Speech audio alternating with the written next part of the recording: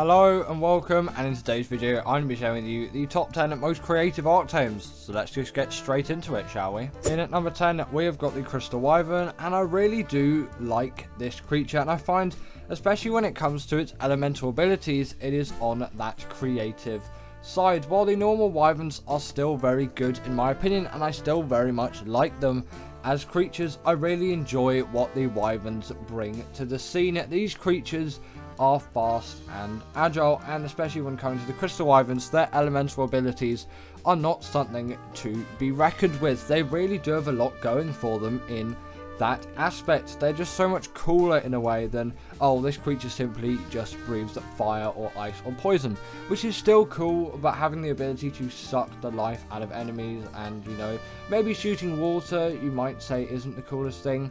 But still, that Blood Crystal Wyvern is the favourite of mine. I love the ability that it gives off. And from model design as well, these things are all looking way nicer. And the tame method, in my opinion, is a little bit more interesting.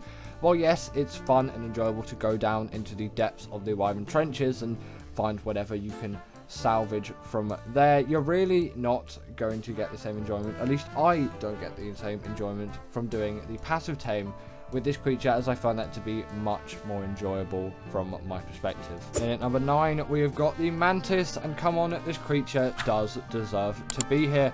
With its huge variety of abilities, it deserves to make the list in my opinion. And although maybe it's not the most popular one, which is why I've moved it back a bit, because I do take your accounts and thoughts a little bit into consideration in these lists, because after all, you are the community that this channel sort of built upon, and I do like to kind of, you know, call out, shout out and whatever, and sort of take your opinions into consideration when making my list as well, as I kind of want to make these be lists that you like as well as I agree with too. I'm not going to go with something that I completely don't agree with, but, you know, maybe a little bit of a mix and match, a little bit of compromising.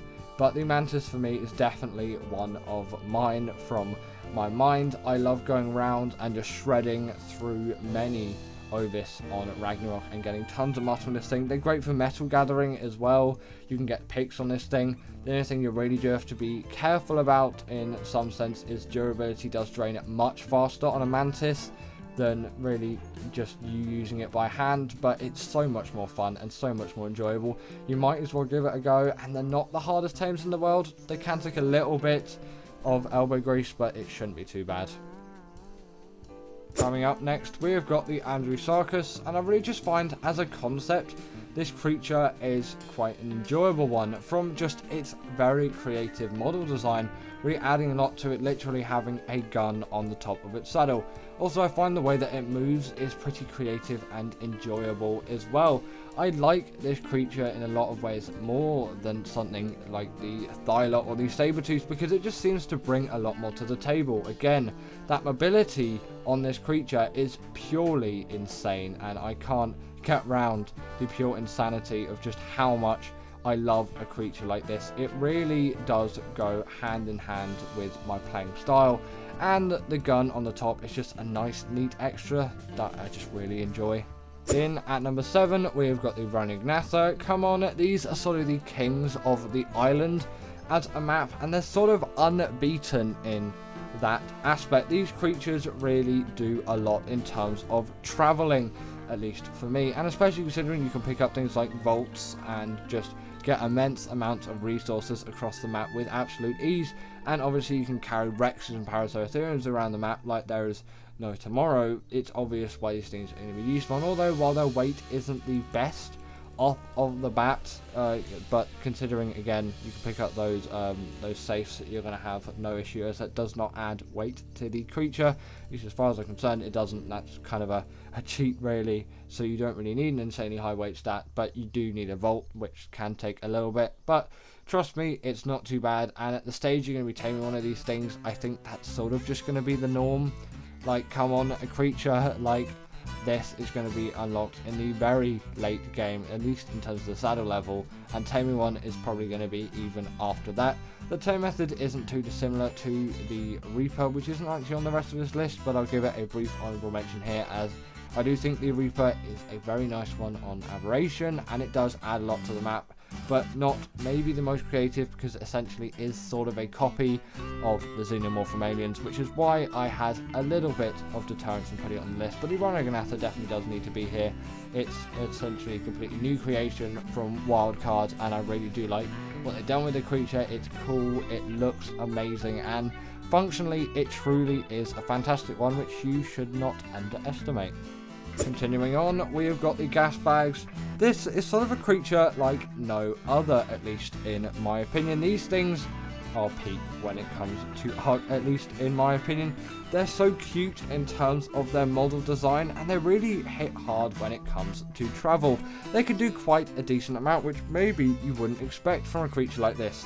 But the fact is, they just use oxygen as opposed to stamina, just, you know, to fly around the place. This also does add defense to the creature as well, so that could come in potential use. And while they're not fighters, and sometimes maybe not the most mobile, no saddle is actually required to ride a creature like this, and I find it really isn't that bad in terms of mobility, and you can still get around, and their incredible weight is extremely useful in something like this, for, you know, generally getting around and carrying lots of resources for you. You're not going to need a safe like you will on the Raasclark, but this is a creature which you'll be taming and unlocking in terms of saddle way earlier than the Raasclark. It's lower grade in terms of creature, but I actually sort of prefer it as a tame, but that's just my general preferences coming out there. I really do like the gas bags. I think it's cute, it's cool, and it's sort of something that's never been done before, and nothing has ever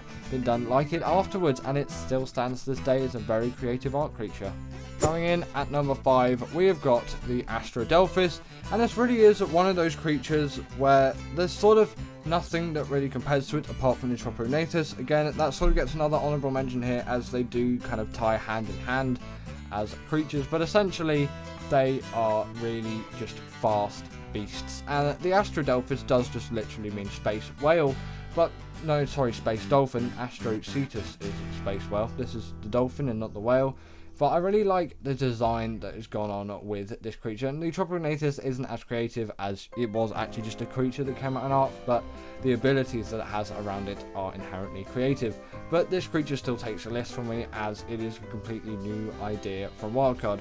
Following on from the Astrocetus, of course, it takes a lot of inspiration from it, but it's that kind of lighter variant in a way. It travels with a lot more speed and grace than the Astrocetus, and also, you know, just purely in terms of design and looks, again, I love it. And the Astrocetus is really cool as well. That's quite an interesting creative tame, but sadly that creature is not making the list.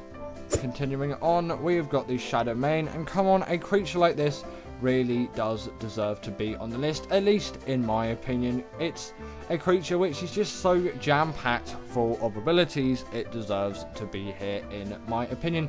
Obviously, originally coming out on Gen 2, it really did shock many players when it came out, and it was something so creative. It also was like the highlight of the Gen 2 trailer, so it's gotta be on this list for its creativeness. I love it as a creature. Its mobility is something which you really don't see on a lot of creatures. The fact that it also can charge up its damage and attack with just a big massive slash, on top of having the hydration buff and the bleed ability, that works even more effectively on a creature like this, especially considering its size and the fact that it doesn't need a saddle. It's just simply, once you turn into one, go ahead and just go out there and battle, really, because they are very decent at it. The great swimmers too, but considering their codename Lionfish Lion, makes sense. The only disappointing thing about these creatures is, you know, they've been nerfed since release, but still great, and their tame method is just so annoying. In number 3, we have got the Velonosaur, and this is just one of those creatures where I think it needs to be on the list for me. Nothing has been like the Velonosaur just in any sense before it, and after it, nothing really can compete with it in that sense. There is nothing like it. I just love this creature and the ability that it offers, where it just shoots its spines from its body into enemies, and it can shake them off to them as well. It's something which you don't see on Ark creatures, and you haven't seen on Ark creatures since, you know, this thing actually released. Obviously the Arvelonsaur is a good upgrade to it, spawning on Gen 2, and I love that creature too, but it is the same one at the end of the day, and that shows its creativeness. Nothing is like it, and it works really well and effectively. Maybe not at the range that I'm showing you here, but still I think it stands, and at longer ranges or mid ranges, which is probably where you're going to be using this thing the most, it really does work effectively to ping off those enemies. It's sort of like your own personal turret, and while you could use turrets, it just seems like a more enjoyable way to use it like this, to have a creature like this to use as a turret. I wouldn't use it in a PvP scenario like a turret, but still for going around by yourself, you can ping off enemies from afar before they even get to you. At number 2, we have got the Maywing, and this creature is one where I just love it. Okay, it's so good at traveling, and its model design is fantastic. It works really well as a creative creature. Would you expect a giant gliding flying platypus from Genesis Part 2? Not really, no, but that's what you're going to get. And at level 18 you unlock the saddle for this thing. It's an absolute cheat code when it comes to travel. Actually, it's really innovated the gliding space. It's just so good at doing its job, at least in my opinion. While the Rock Drake is another great addition to this, I find the Maywing does this job far better than any Rock Drake ever could, and you know, of course, for that reason, that's why I'm putting the Maywing on the list and not any kind of Rock Drake. You should have no issue flying around with something like this, maybe unless you're going up a steep vertical wall. But even if you're in the ocean, you're still going to be fine with a creature like this, as they're pretty decent swimmers, and they can also skate along the top of the water too, which you might not find on some other Ark creatures. They're great for a portable feeding trough as well, which you can probably tell from that slightly disturbing animation which is on screen, and they also gather berries too. What's not to like? And in number 1, we have got the Bloodstalker. In my opinion, this is the most creative thing that Wildcard has ever done. It is a huge favourite of mine, and I love how this was a creature essentially just designed to work on one whole map and be the one sole creature to work on that map. It is a beast at traversing Gen 1, and since it's the only real effective travel mount on the map, it really has been designed for any kind of lava biome, water biome, bog biome, or ice biome. Just basically everything, okay? The Bloodstalker can do everything, and while it can't walk in lava like a Magmasaur, it certainly is a great swimmer, and it's my favourite underwater tame actually. If you ever checked out my underwater tames video, I'll leave a card up there actually if you want to go watch that, if I remember to leave a card up there. That is honestly it's a great creature for it, okay? And I also quite like the video as well. I like what I did on the list there because I agree with it quite a lot. Obviously it is me at the end of the day, but even when you get out of the water, you've still essentially got a Spider-Man as a creature, and you can just go around the place with absolute ease, and you should have no issue with traversing the landscapes. You should just have no issue traversing with a creature of this skill, in my opinion. And also, if you're running low on health, you can always just nick a bit off another creature, you know, you might as well. They really do stand, in my opinion, for all of that. They are great little critters for travelling around the place, and I find they're so creative in design. But anyway, that is the end of today's video. I really hope that you all did enjoy, as I definitely did enjoy making this one. As always, comment down below what is the most creative Ark Tame in your opinion, and if you didn't agree with my list, then feel free to put your 10 in the comments below. I'll see you all later.